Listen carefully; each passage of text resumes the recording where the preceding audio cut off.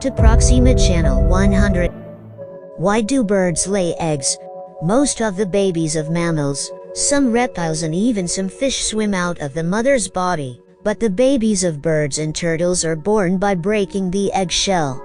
Oviparous animals produce eggs that hatch after leaving the mother's body. Mammals and other groups mentioned above have evolved to keep their embryos inside the genital tract until they are fully developed. One of the challenges of this method of keeping the embryo, which is called viviparity, is that. Thank you for being with Proxima 111 channel.